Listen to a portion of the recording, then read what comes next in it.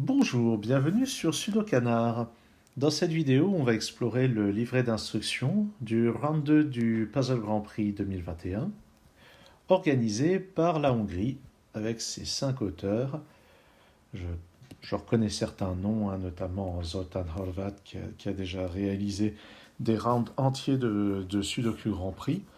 Et Victor Samu, je suis sûr d'avoir résolu des grilles de cet auteur l'an dernier, notamment un Spiral Galaxies, si je me souviens bien.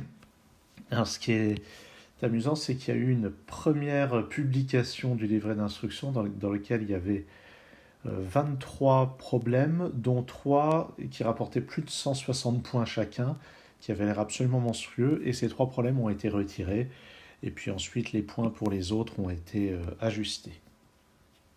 Et on va regarder donc 20 problèmes en tout, environ 14 formules différentes, je crois. Il y en a quelques-uns qui sont chers, notamment ce Yin Yang, ce Penterminus, ce Tapa, et puis les 2 Hungarian Number Link. Et on est très loin de la prédominance des problèmes d'arithmétique qu'il y avait dans le premier round, qui m'avait assez bien réussi, il faut le dire. Là, il y a un petit peu d'arithmétique, mais quand même pas beaucoup. Il y a des genres que j'aime bien, comme Penterminus.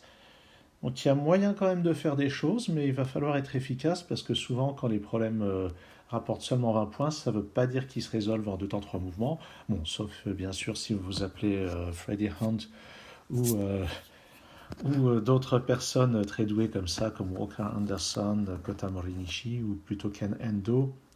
Bref, il y a des gens extrêmement rapides, mais pour les gens un petit peu plus laborieux, eh bien, c'est plus difficile d'être très efficace sur ces problèmes qui rapportent peu de points. Enfin, on verra. Allez, je vais passer aux détails. On va commencer par Arithmetic Square. Ça, c'est une formule qu'on trouve très souvent pour entamer les rounds. On doit placer les chiffres de 1 à 9 là-dedans, de manière à ce que les résultats des opérations donnent ce qui est là. Parfois, c'est une inégalité, parfois, c'est une égalité. Il y a une chose à laquelle il faut faire attention, c'est ce qui est ici, évaluer de gauche à droite, de haut en bas, en ignorant les règles habituelles de précédence, c'est-à-dire de priorité des opérateurs. Normalement, quand on lit 2 plus 3 fois 4, on doit effectuer d'abord 3 fois 4 pour 12, ce qui fait que le résultat vaut 14. Mais avec la manière dont les choses sont présentées, si on lit ça, fois 4, dans le cadre de ce problème, on doit sous-entendre des parenthèses ici, ce qui donne donc 2 plus 3, 5, 5 fois 4, 20, ce qui change quand même pas mal la donne. Alors regardons en vitesse ce problème-là. Là, par exemple, ce 75, c'est forcément, donc c'est quelque chose fois quelque chose, ça plus ça, qu'on multiplie ensuite par quelque chose pour arriver à 75, et le seul diviseur possible ici, c'est 5. Maintenant, 5 fois quelque chose plus quelque chose égale 11, ça va être 5 fois 1 plus 6, ou bien 5 fois 2 plus 1. Voilà déjà ce qu'on peut dire. Ensuite, donc ça plus ça, ça doit faire 15. Et puis ça plus ça plus ça doit faire plus de 23. Et les habitués de Kakuro et de Killer Sudoku savent que la seule possibilité, c'est 7, 8, 9 qui vont donner 24. Donc on a 7, 8, 9 là-dedans. Et il y en a un là-dedans qui, en ajoutant ça, donne 15. Ça ne peut pas être 7 plus 8, puisqu'ils sont tous les deux sur cette ligne. Donc la seule possibilité, c'est 9 plus 6. Ce qui clarifie les choses en bas, c'est 2 et 1. Et puis là-dedans, donc, on va avoir 7 et 8 dans un certain ordre. Et il nous reste à placer 3 et 4. Et regardons, pour arriver à 9, ça veut dire que ça plus ça doit faire 10. Et avec 3 et 4 qui restent, la seule possibilité, c'est 7 plus 3. Et on peut vérifier, 8 moins 4, ça fait 4, fois 2, ça fait 8. Et puis j'aurais pu regarder par ici aussi, c'est vrai. C'était 6 fois 4, 24, divisé par 3, ça fait 8, c'est correct. Puis d'ailleurs, il y a la solution à côté. Vous voyez comme j'arrive à complètement oublier ça pendant la présentation. Et comme je disais, ça c'est un problème qu'on trouve très souvent en entrée des Sudoku Grand Prix. Donc si vous fouillez les archives, vous en trouverez tout un tas pour vous entraîner. Simple Loop, on doit tracer comme ceci une boucle. Ah, au fait, la manière dont on saisit le code solution, il y aura 3 lignes à renseigner, celle-ci, celle-ci, celle-là. On voit 9, 8, 7, 6, 4, 3, 5, 2, 1, facile. Donc, Simple Loop. Donc on va tracer une boucle qui passe par toutes les cases non noircies. Voilà, c'est tout. Et donc comment est-ce qu'on résout ça? Pour un petit problème comme celui-ci, c'est simple. À chaque fois qu'on est dans un coin, on est obligé de faire le coin, comme ça, comme les canards. Comme ceci. Donc vous voyez que sur le problème qui nous occupe, le problème est déjà quasiment résolu. Ici c'est forcé, ici c'est forcé.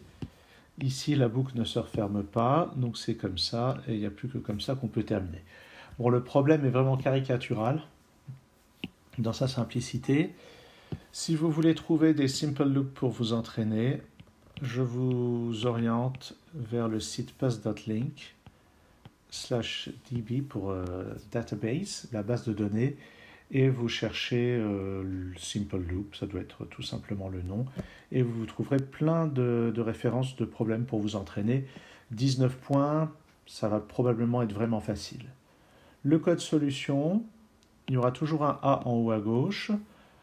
On va tourner dans le sens des aiguilles d'une montre et on fait la liste des lettres qu'on rencontre, A, C, E, D, B, et on termine avec le A.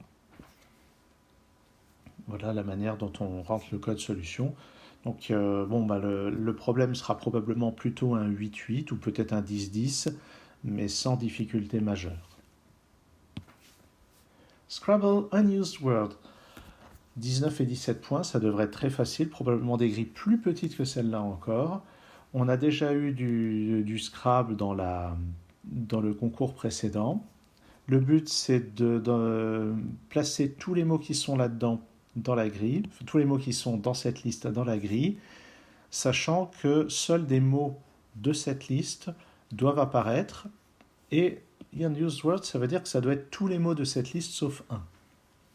Dans la solution ici, on peut voir que Hungary, la Hongrie, le pays organisateur, ne figure pas dans les mots qu'on met là-dedans. Et un détail important, c'est qu'il y a des lettres qui sont déjà placées, et ce sont toutes les occurrences de ces lettres. C'est-à-dire que quand on place les mots, il ne peut pas y avoir un A qui ne serait pas là dès le départ sur cet exemple. Et une manière de débuter, c'est d'aller regarder quand il y a des lettres très espacées à la fois dans la grille et dans les mots, ce qui correspond. Il faudra juste faire attention qu'il y a quand même un mot dans la liste qui ne doit pas être dedans. Mais vu le faible nombre de points que ça rapporte, il n'y aura probablement pas de grosses difficultés logiques à ce niveau. Pour ce qui est de saisir le code solution, on regarde les lignes indiquées par les flèches et on tape toutes les lettres. Toutes les lettres qui sont dedans. Voilà, Cipruso, Onmuo, AUR, GA. Et puis ils nous disent s'il n'y a rien dans une ligne, on met simplement la lettre X. Spolicy, je pense que ça c'est un genre qui est assez nouveau, pas dans le monde des jeux de logique, mais au Grand Prix. En tout cas, j'ai pas souvenir de l'avoir vu un jour. Le but, c'est de partitionner les cases blanches pour placer exactement un exemplaire de chacune de ces pièces. Et il y a un détail très important, donc chaque pièce doit apparaître exactement une fois. On peut les tourner, mais on ne doit pas les réfléchir. C'est-à-dire que le P qui est ici peut être placé comme ça, il peut être placé comme ça, mais il ne peut pas être placé comme ça. Ça, c'est interdit, ça voudrait dire lui avoir fait subir une réflexion. Alors pour le C, évidemment, la réflexion, on peut la faire, puisque ça revient au même. Mais pour le S, même chose. On ne pourrait pas placer le S de cette manière-là. En particulier, on ne pourrait pas le placer là pour débuter.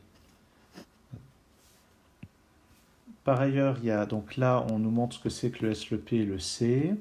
Le L, j'imagine que ça va être quelque chose comme ça. Ou peut-être plutôt quelque chose comme ça. Le Y, vraisemblablement, ça va être... comment est-ce que ça peut être le Y? Quelque chose comme ça, je pense. Le Y sera probablement comme ça. Le I, c'est vraisemblablement ça. Le O, probablement ça. Je crois qu'on a fait le tour. Sinon, comment résoudre cet exemple extrêmement simple? J'ai bien peur qu'il n'y ait pas grand-chose d'autre que la force brute. Peut-être placer le C, parce que c'est lui qui est le plus contraignant en termes de la place qu'il prend. Le C, par exemple, il n'y a pas énormément de place, donc ça va faire un peu bifurcation. Si j'essaye de le placer là, on voit que je ne peux plus rien faire ici. Je serais obligé de placer un deuxième C, c'est pas ça. Si j'essaye de le placer là, j'ai ces deux cases qui sont isolées. Ah oui, de manière générale, si j'essaye de le placer là, là j'ai encore la place pour un P. Qu'est-ce qui se passe? Ah, j'ai fait n'importe quoi, j'ai mis trop de cases. Ouais. Donc ici, c'est pas possible, ça bloque. Ici, j'ai bien la place pour mettre un S, mais le P est dans le mauvais sens. Donc c'est pas ça. Si j'essaye ici, j'ai pas moyen. On voit qu'ici, je peux mettre qu'un C, donc ça va pas. Et je crois qu'il y a un peu que de la force brute. Ici, j'ai trois cases qui sont isolées. Ici, pareil, 2-3 cases isolées. On peut vite éliminer des possibilités. Donc le C n'est pas sur ce secteur-là, il est sur ce secteur-là. En fait, pour le C, il faut trouver une sorte de région de ce genre-là dans lequel il va s'inscrire. Et maintenant, il faut faire le tour. Donc, même chose. On voit que la solution, c'est ça. Mais comment est-ce qu'on élimine les autres? Si je fais ça, comment est-ce que je vais placer le P et le S? Le S, en gros, il ne peut être que là. Et encore une fois, le P est à l'envers. Ça en est fallu de peu. Ici, il doit y avoir une blague du même genre. En fait, non, c'est pire. Le P peut être que là, et là, c'est un O, donc ça ne va pas. Si j'essaye ici, j'arrive à placer un P là et un deuxième P, donc c'est pas ce qu'il faut. Ouais, bref, ça a l'air d'être un peu de la force brute. Le tout, c'est de réussir à aller assez vite. Les problèmes rapportent 16 et 29 points, donc il ne devrait pas trop difficile. Et donc au niveau du bulletin réponse, de la réponse qu'on donne, sur les deux lignes, on tape les lettres. C'est-à-dire que vous voyez, ça c'est un S, ça c'est un C, ça c'est un P. Donc sur cette ligne CPP, sur cette ligne SSP, c'est bien ça qu'il s'agit d'entrer dans les deux cases pour la réponse. Ensuite, balance scales. Donc on a des symboles, et chaque symbole a un certain poids, ou une certaine masse, et chacune des balances est équilibrée. Et attention, là-dedans, le mot balance, c'est pas balance, c'est scales. Scales, c'est une balance. Et balance, ça veut dire équilibre. Donc ça veut dire les balances à l'équilibre, balance scales. Et donc, ici et là, c'est équilibré, ici aussi, sauf qu'ici, on ne précise pas combien il y a d'apparition de ce symbole. Et c'est à nous de le déterminer, et c'est ça qu'on doit répondre. Et en fait, c'est juste un système d'équations. Mettons que j'appelle x le pic, y le carreau, z le trèfle. La première ligne, ça nous donne que 2x plus y est égal à 2z. La deuxième ligne nous donne que 4x est égal à 2y plus z. Et la troisième ligne, c'est 2x plus z égale combien fois y. Et ce qu'il s'agit de faire, c'est à partir de ces deux équations, réussir à obtenir ça. Alors vu que c'est y qu'on doit isoler, ce que je propose, c'est d'isoler y dans chacune des deux équations. Dans la première, si j'isole y, ça va faire moins 2x plus 2z. Et dans la deuxième, si j'isole y, ça va faire 2y égale 4x moins z. Et maintenant, il s'agit de combiner ces deux lignes pour former 2x plus z. Et ben c'est pas dur, il suffit d'ajouter les deux lignes. On ajoute les deux lignes. C'est juste un petit peu d'algèbre. Sur la première ligne, il reste 2x plus z. Sur la deuxième ligne, à droite, pardon, il reste 3y. Donc la réponse est 3. Il n'y a pas besoin de trouver quelles sont les valeurs de x, y, z, parce qu'en fait, il y a une infinité de solutions. Tout ce qu'on a besoin de connaître, c'est quels sont les liens entre ces quantités. Et il s'agit donc de combiner les équations pour arriver à celle-là. Et donc c'est un exercice de maths, purement et simplement. Et à mon avis, 41 points, ça va être généreux. C'est-à-dire que par rapport à 16 et 29 points, moi je suis prêt à parier que ça me prendra moins de temps que pour chacun des deux. Mais après, peut-être que j'aurai tort, peut-être que ça va être compliqué et inutilement astucieux. Ça reste à voir. En tout cas, ce qui est sûr, c'est que ça se fait certainement bien mieux avec des symboles mathématiques qu'avec des pics, des carreaux et des trèfles. Infection. Infection, j'ai noté, je me suis souvenu que j'avais déjà vu ce genre, et effectivement, en 2020, dans le round 3, il y avait eu 2 problèmes. Je crois que c'était la Suisse qui organisait. Je vérifie, c'est bien ça, c'était la Suisse qui organisait. Il y avait 2 problèmes assez faciles d'infection. Je crois que je ne les avais pas fait d'ailleurs. Peu importe. Et au fait, ah oui, la réponse c'était le nombre. J'avais fait le bulletin réponse. Donc, infection, le but, donc, ça va être de placer dans certaines cases des chiffres entre 1 et 4. Et ça ne va pas changer dans le problème. Le problème sera vraisemblablement bien plus grand qu'une grille 5-5 pour 46 points. Dans le dernier, c'est des grilles 8-8. Donc c'est vraiment des chiffres de 1 à 4. Et l'objectif, c'est que toutes les cases numérotées soient connectées entre elles. Donc il va y avoir des cases noires. Et chaque chiffre doit être différent de tous ses voisins. On peut voir qu'il n'y a jamais 2 voisins qui sont égaux. Et enfin, chaque chiffre doit être égal au nombre de voisins. Donc 1, il y a un seul chiffre voisin. Ici, pareil. Ce 2 a 2 voisins. Ce 3 a 3 voisins. Ce 4 a 4 voisins.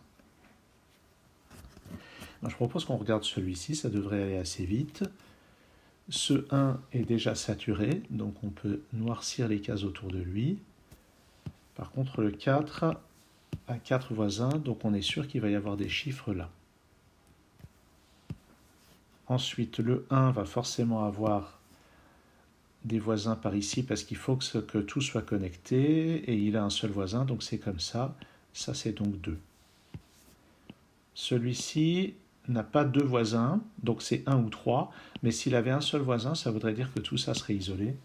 Donc c'est forcément 3, et il y a des voisins ici et là. Ça, c'est forcément 2. Lui, il a déjà 2 voisins. Si on lui en met un là, ça fait 3. Et ça ferait 2, 3 voisins, donc non, donc il y en a 2, et je peux noircir ceci.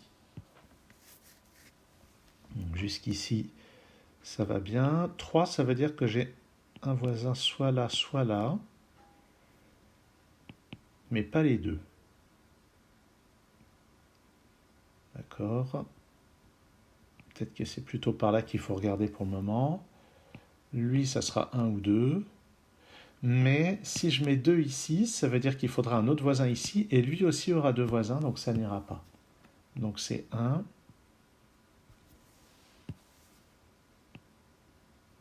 Ici, ça peut être 1 ou 2. Si je mets 2, ça veut dire qu'il y a un voisin ici qui sera donc 3. Ça a l'air possible. Sauf que si je fais ça, il va y avoir un problème avec lui. Je dis ça parce que je vois la réponse ici. Qu'est-ce qui se passe si je fais ça? Est-ce que je vais être obligé de bifurquer? J'en ai un peu peur. Si ici je mets 2, là c'est forcément 3. Et ici, ça ne peut pas être 3, donc ça va être 2, ce qui veut dire que je noircis. Et le 2 ne peut s'échapper que par là, ça oblige à placer un 2 à côté du 2. Voilà pourquoi c'est impossible. Donc ça, c'est le genre de choses que je ne suis pas capable de faire de tête. Donc ça, c'est un 1. On doit s'échapper, donc ici c'est un 2. Lui a déjà 2 voisins, donc ça va être 3 ou 4. Alors lui, il a 2 voisins, donc il a un voisin ici, et ça ne peut pas être 2, donc c'est 1. Ce qui veut dire que je ferme ici. Il faut forcément que ça s'échappe, donc ici c'est 3. Ici, il y a déjà 2 voisins, mais on n'a pas le droit d'en mettre 3, ça ferait 3. Il ne peut pas y en avoir 4, donc c'est 2. Ce qui veut dire qu'on ferme ici, et le 3 est saturé, donc on peut fermer. Peut-être qu'il y avait plus élégant que l'élimination que j'ai faite ici. Peut-être qu'on pouvait éliminer par là. Je n'ai pas essayé.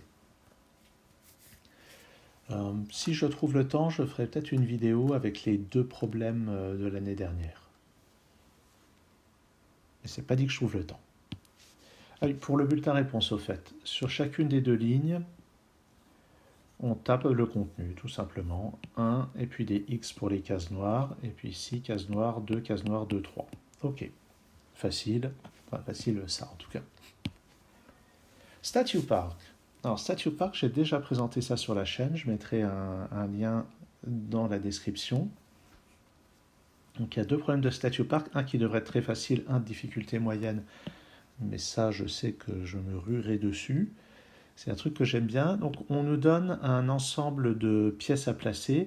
Et contrairement à ce qu'il y avait tout à l'heure, on a le droit de leur faire subir une rotation, non seulement des rotations, mais des réflexions. Par exemple, on voit que ce L est symétrique par rapport à celui-ci. Ça, c'est un vrai L, ça, c'est pas un vrai L, il est comme ça. Par contre, le S est dans le même sens, le T a subi une rotation, le I aussi. Donc, on doit placer exactement autant d'exemplaires que ceux qui sont prévus ici. Les cases noires doivent être occupées par les pièces. Les cases blanches ne doivent pas être... Les cases dans lesquelles il y a des ronds blancs ne doivent pas contenir de pièces. Et détail important, donc les pièces noires ne peuvent se toucher que par un coin, pas par un côté. Et les cases blanches doivent être toutes connectées entre elles à la fin. Alors comment est-ce qu'on résout un problème comme ceci? Je vais tâcher de faire la résolution de celui-ci. Il est tentant de compléter ça ou ça par un T, mais donc moi, ce que je vois d'abord, c'est que lui doit s'échapper. Là, il y a un blocage des pièces blanches, donc ça doit être blanc. Ce qui veut dire que ces pièces-là sont forcément ensemble, et on voit qu'elles ne peuvent pas être ensemble sans utiliser cette case-là. Si j'essaye de faire ça, si je vais là, ça fait 5 cases, alors que ce sont des pièces de 4 cases. Donc ça ne va pas, il faut forcément utiliser celle-ci. Donc mon T est utilisé. Ce qui veut dire que ça, c'est une case blanche. On a donc une séparation ici entre 2 pièces noires. Et il faut faire attention, on peut avoir la tentation de mettre un S ici, mais ça isolerait cette case blanche. Par contre, c'est sûr qu'on va être obligé de sortir par là. Mais il faut laisser les cases blanches connectées entre elles. Donc on est obligé d'aller par là pour sortir. Et là, j'ai mon L qui est placé. Je peux blanchir certaines cases, puisque je sais que les tétrominos ici ne vont pas se toucher latéralement. Voilà des cases qui sont automatiquement blanches. Ici, je dois sortir. Ensuite, ça doit sortir pour rejoindre la pièce. Et vu ce qui se passe, c'est forcément un S, donc on est obligé de le terminer de cette manière-là. Je blanchis des cases pour éviter que ça touche d'autres tétrominos. Le S est utilisé, il reste à placer le I et le O. Si on regarde bien, le I ne peut aller que là. Et le O ne peut aller que là. Et les cases restantes sont bien inoccupées. Pour le code solution, Sur chacune des lignes indiquées, on va taper les lettres qui correspondent ou bien à la forme utilisée, les lettres qui sont représentées là, ou bien un A pour les cases qui restent blanches. Donc ici OO, AAA, L, O, puisque ça c'est un L. Donc plutôt que de noircir, alors j'allais dire ça peut être intéressant de mettre les lettres, mais si je mets des O, ça va faire double emploi avec les cases blanches. Et ici c'est OOO, III. Enfin non, c'est pas OO, c'est AAA. Donc il ne faut pas se faire avoir, c'est le A pour les cases blanches. Bon, sympathique. Notez que, vu les différences de points, je ne serais pas surpris qu'on ait des tétrominos pour celui à 15 points et des pentominos pour celui à 54 points. Et je tâcherai peut-être de trouver dans quel Grand Prix il y en a déjà eu, mais j'imagine que les vidéos que j'ai déjà faites, c'est du GM Puzzles et peut-être des anciens Grands Prix aussi. Bon, on a traité pour le moment la moitié des genres, je pense. Pentominos, ça c'est un genre que j'ai déjà présenté plusieurs fois sur la chaîne. Je crois que j'ai fait 3 vidéos dessus.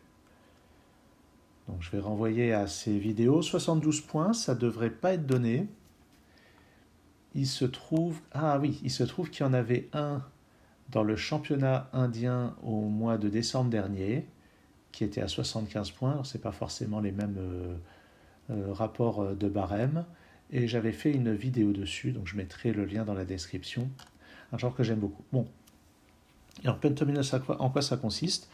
On a ici la liste des pentominos, des 12 pentominos, et on doit paver la grille avec certains de ces pentominos. Ils peuvent apparaître plusieurs fois, comme le I ici dans cet exemple, et ils peuvent ne pas apparaître. Il n'y a pas l'obligation de faire apparaître toutes les formes.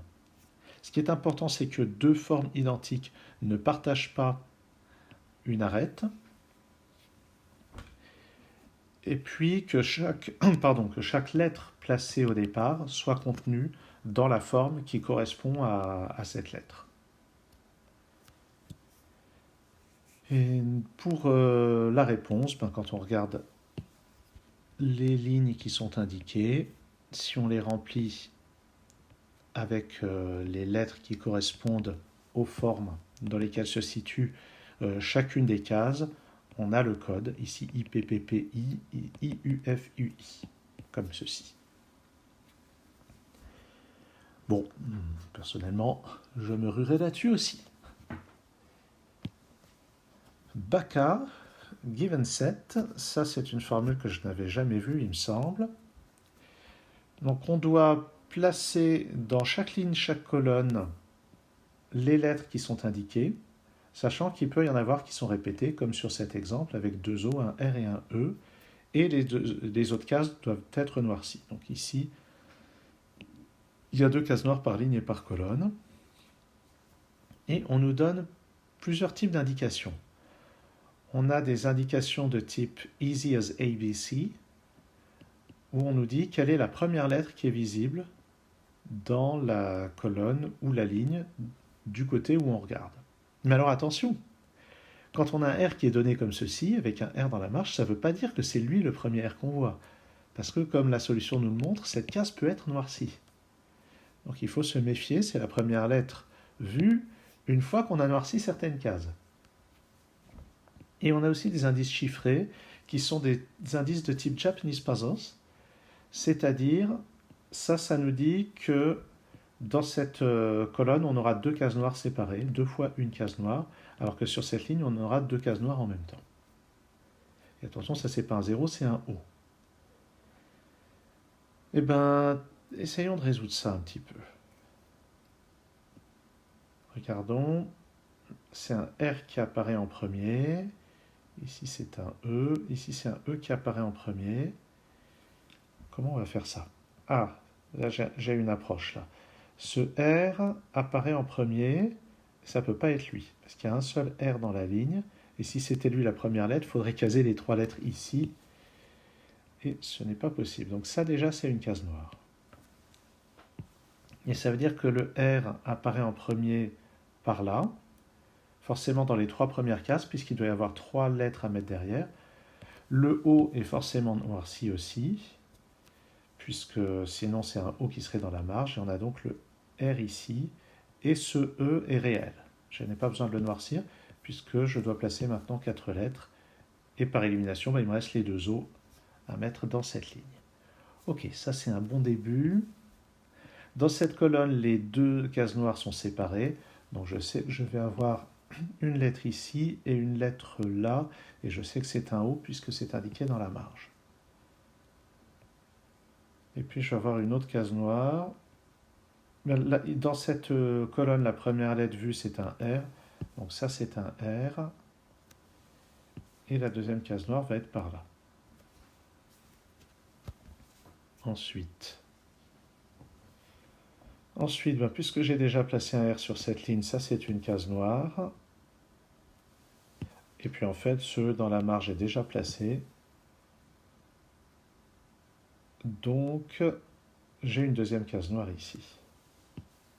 Et là, dedans, je dois placer un R et 2 O, donc ce O est réel. Et il me reste donc à placer un R et un O. Mais le R ne peut pas être ici, puisque, d'après ça, ça voudrait dire qu'il y a 3 lettres à sa gauche. Donc ça, c'est un O, ça, c'est un R. Bon. Ici, on nous dit que les 2 cases noires sont séparées. Donc autour de cette case noire, ce sont 2 vraies lettres. J'ai donc un E et un R. Et il me reste maintenant à placer un O et une case noire là-dedans. Le E est la première lettre vue dans cette colonne, donc ça c'est une case noire. Ce qui veut dire qu'il me reste 3 lettres à placer, qui sont 2 O et un E. Et je ne crois pas pouvoir décider de comment ça se répartit pour le moment. Par contre, dans cette colonne,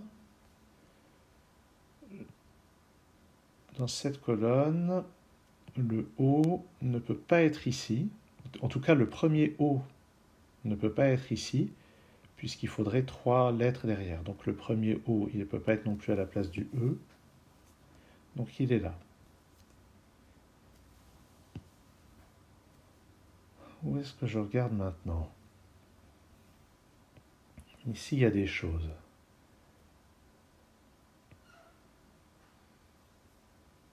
Regardons ces 2 cases noires. Soit elles sont là, soit elles sont par là. Qu'est-ce qui se passe si je les mets là?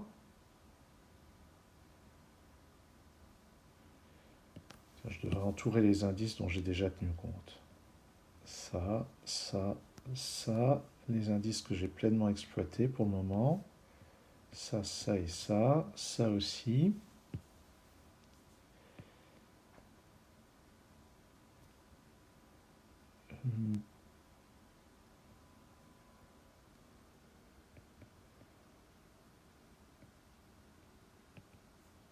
Ça me paraît pas évident quand même. Il y a une deuxième case noire par là avec un O. Ici, je dois avoir 2 O et une case noire. Ici, OE et case noire. Peut-être que je devrais regarder les R. Parce que j'ai déjà 4 R placés dans la grille, il m'en faut encore 2. Ils sont par là. Ah oui, voilà. Les R sont par là. Et vous voyez que si je mets un R ici, je serai obligé de mettre l'autre sur le E. C'est pas possible, donc ils sont ici en diagonale. Ce qui veut dire que je vais devoir noircir cette case pour satisfaire ce R. Ça me plaît, ça c'est de la jolie logique. Donc une fois que j'ai fait ça, qu'est-ce que je vais pouvoir dire?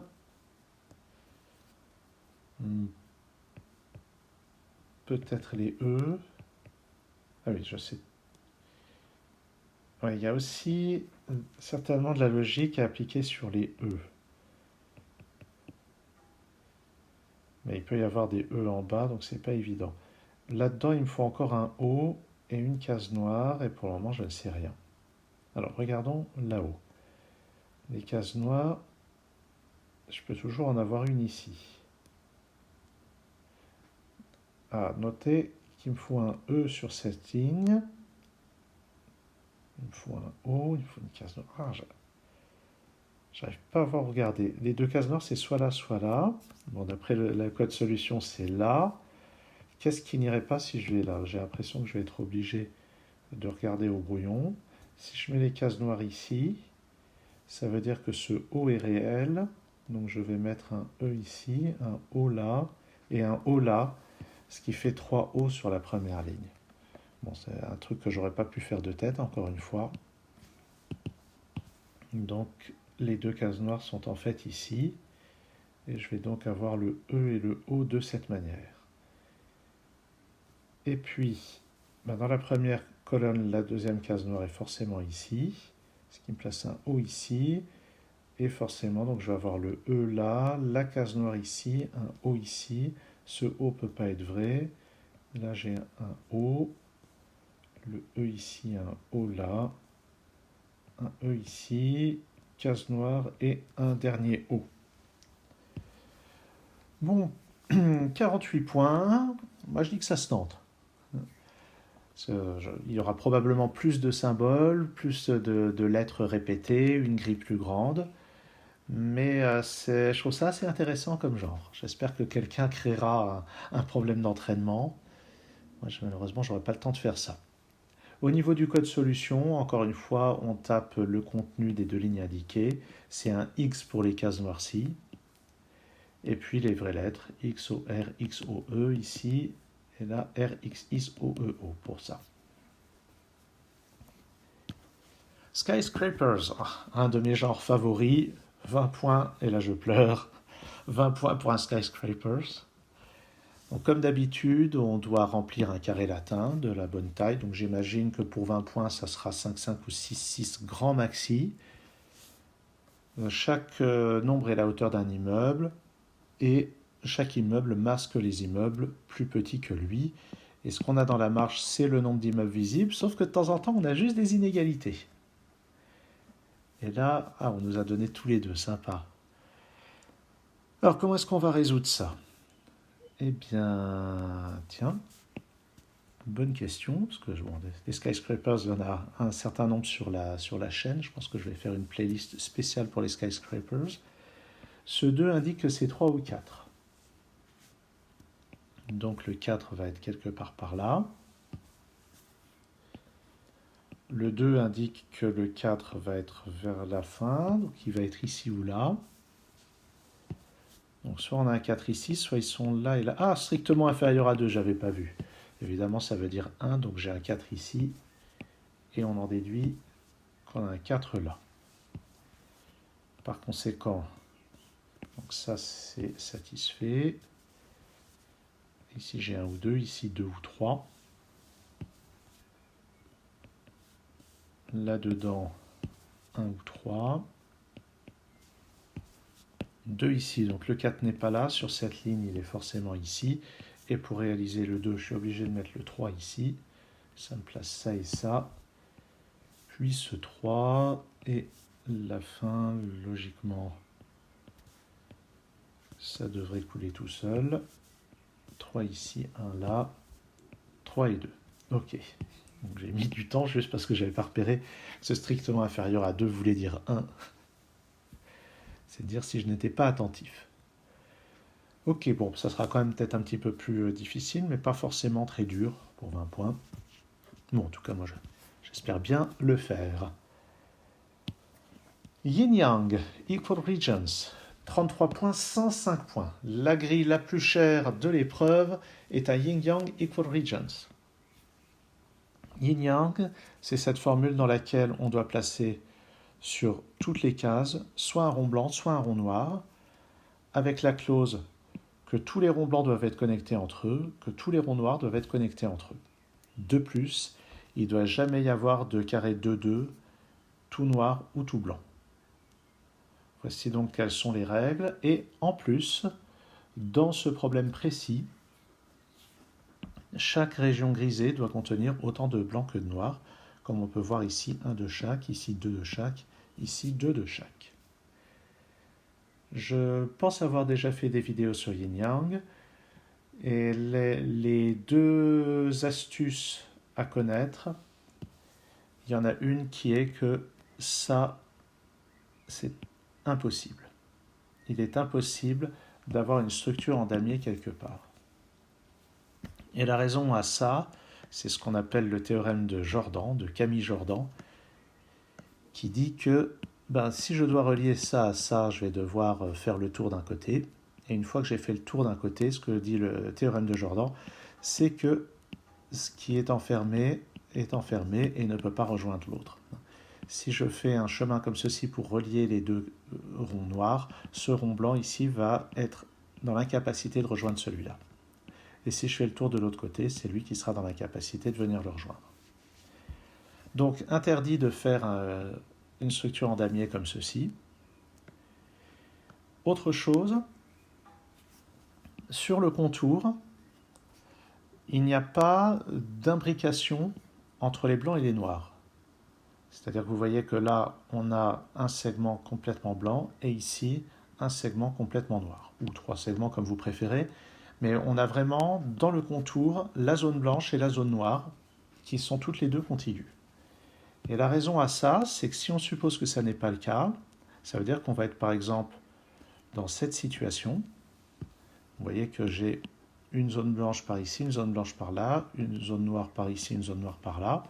Eh bien, même principe, les noirs vont devoir faire comme ceci pour se rejoindre, les blancs vont devoir croiser ceci pour se rejoindre. Encore le théorème de Camille Jordan. Voilà des choses importantes à garder à l'esprit. Regardons cet exemple. Là-dedans, je sais que j'ai un blanc et un noir. Et voyez que si je mets le noir ici et le blanc là, eh bien, d'après ce que je viens de dire, tout le contour comme ceci doit être noir. Et ça va mettre 3 noirs dans cette région de 4, ce qui est impossible. Donc dans cette région, ça va forcément être le blanc ici, le noir là. Les noirs forment une seule région sur le bord, donc je peux noircir celui-ci. Maintenant, je sais encore une fois que je ne vais pas avoir 3 noirs là-dedans, donc j'ai forcément au moins un blanc là-dedans. Donc le blanc ici doit les rejoindre, comme ceci, au minimum. Et puis, de même, je ne peux pas avoir 2 blancs ici. Donc il y aura au moins un noir, et le noir ici doit les rejoindre. Donc je peux noircir comme ceci, au moins jusque-là. Je ne peux pas faire un carré de 2 noirs, donc je vais mettre un blanc ici. Je mets un noir ici pour qu'il y ait autant de blanc que de noir dans cette région. Et maintenant, eh bien, les blancs doivent se connecter, donc je blanchis ça, et un noir ici pour la parité dans cette région. Ok. Voilà, donc comment exploiter cette logique du contour pour résoudre ce petit exemple.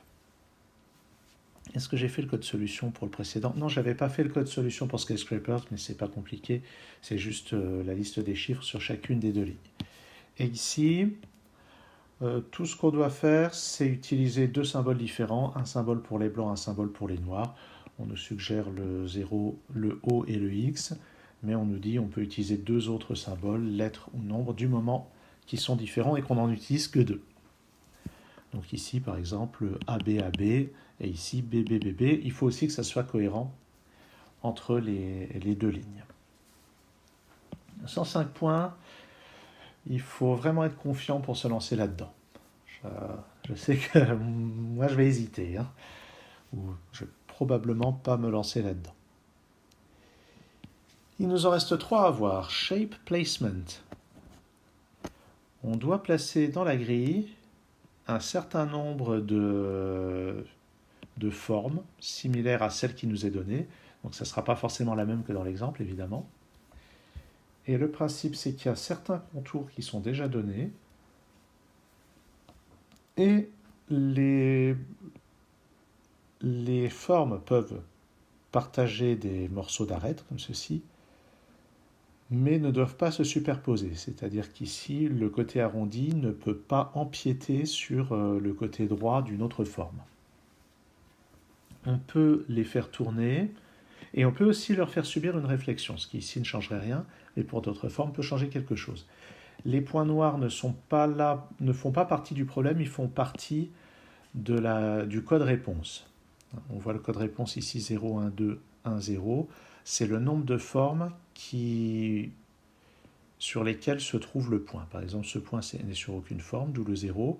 Celui-ci sur une forme, celui-ci à cheval sur deux formes. Et on pourrait imaginer dans d'autres problèmes d'aller jusqu'à 4, si on en a 4 qui partagent un coin sur un point comme ça. Alors, comment résoudre celui-ci? Je pense qu'il faut commencer par la forme ronde. La seule manière de l'utiliser, ça me semble être de faire ça. C'est assez malaisé, je trouve. Ici, ça, maintenant, la seule manière de l'utiliser, vu comme c'est au bord, c'est de faire ça. Celui-ci, maintenant, la seule manière, il n'y a pas la place pour le faire rentrer par là. Et à cause de ce bord droit, la seule manière, ça a l'air d'être ça. Celui-ci, si j'essaye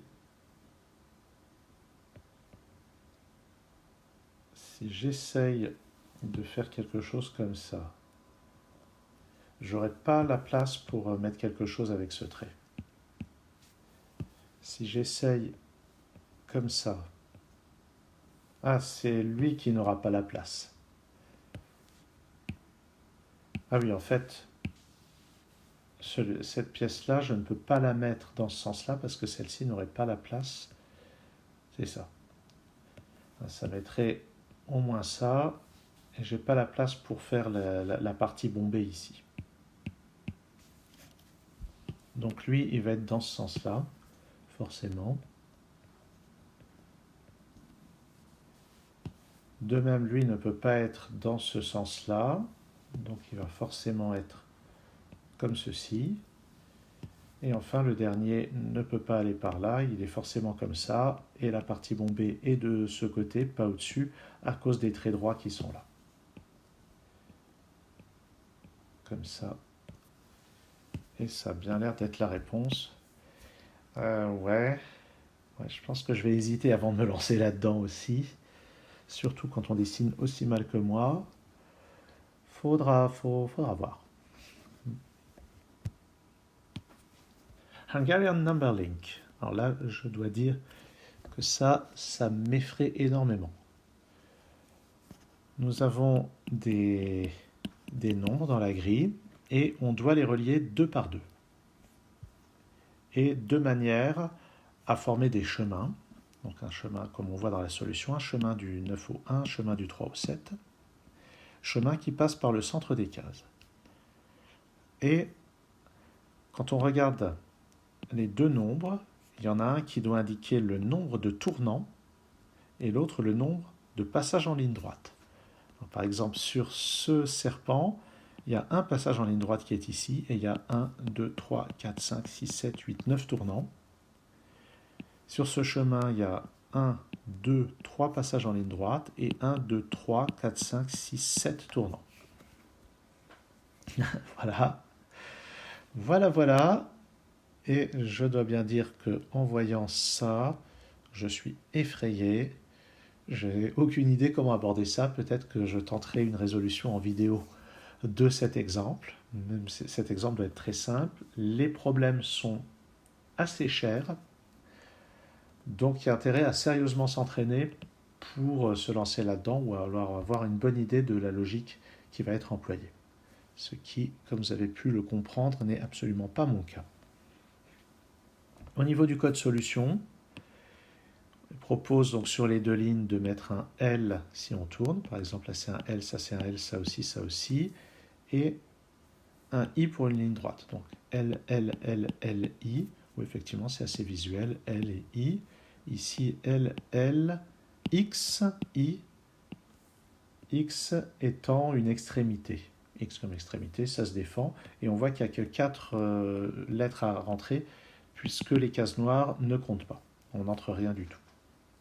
On peut aussi utiliser d'autres symboles du moment qu'ils sont distincts, mais je ne vois pas trop quel intérêt on aurait à faire ça. Cette vidéo est déjà très longue, et il reste un genre à présenter. Donc comme je disais, je ne m'aventure pas dans la résolution de ceci, la vidéo serait beaucoup trop longue. Tapa, unknowns coupled. Alors moi qui suis très mauvais en tapa, donc vous pouvez vous douter que j'y toucherai pas, mais libre à vous. Tapa, le but c'est pour chacune des grilles de noircir certaines cases, de telle sorte qu'elles soient toutes connectées entre elles, qu'elles ne forment pas un carré de 2 sur 2. Il peut éventuellement y avoir des carrés de 2 sur 2 non noircis, comme dans cette grille par exemple. Et puis les indices qu'on a dans certaines cases, ça donne les tailles des suites de cases noires contiguës autour de cette case d'indice. Et puis les cases d'indice, on ne les noircit pas. Par exemple, vous voyez sur SE2, ici on a juste une case dans le pourtour, dans ce qui entoure cette case, et ici on en a deux. Et pour ce 3 et 3, ici il y en a 3, ici il y en a 3. Pour ce 0, il y en a 0. Ici il y en a une là et 3 là. Ici il y en a 4 là et au moins une. Le point d'interrogation, ça veut dire au moins 1. Et au moins une dans l'autre composante. Et ces deux points d'interrogation, c'est pour dire qu'il y en a au moins une. Donc les points d'interrogation, ça veut dire qu'on ne précise pas, il n'y a pas besoin de savoir combien pour résoudre le problème. Et ces deux problèmes sont couplés, ce qui signifie que les solutions vont a priori être différentes, mais que la nature des cases qui sont grisées au départ est la même dans les deux grilles. Par exemple, celle-ci, on voit qu'elle n'est pas noircie. Ces quatre-là, on voit qu'elles sont noircies dans les deux problèmes. Celle-ci est noircie aussi. Et les codes solutions, c'est à chaque fois la longueur de toutes les plages de cases noires. Par exemple, sur cette ligne, ça fait 1 et 2. Sur cette ligne, ça fait 2, 1 et 1. Sur celle-ci, 1 et 1. Et sur celle-ci, 5. Et puis si c'est une ligne sur laquelle il n'y a pas de case noire, on met simplement un 0. Et si le nombre de cases noires dépasse 10, on met simplement le chiffre des unités. 0 pour 10 par exemple. Là non plus, je ne vais pas m'aventurer dans la résolution de ce problème d'exemple, parce que la vidéo est déjà bien suffisamment longue. Si jamais j'essaye de résoudre ça, ça fera l'objet d'une vidéo séparée. Si vous participez à ce Grand Prix, je vous souhaite bon courage, préparez-vous bien. Si vous avez tenu jusqu'à la fin de la vidéo, je vous en remercie. Et à très bientôt sur Sudocanar.